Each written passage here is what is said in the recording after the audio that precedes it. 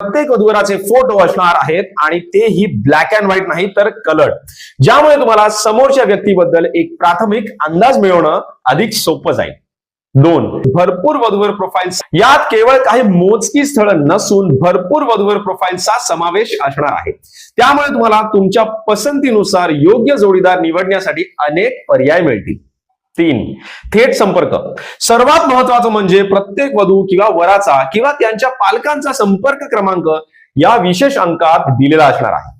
त्यामुळे तुम्हाला कोणावरही अवलंबून न राहता थेट संवाद साधता येईल. 4. डिजिटल सुविधा.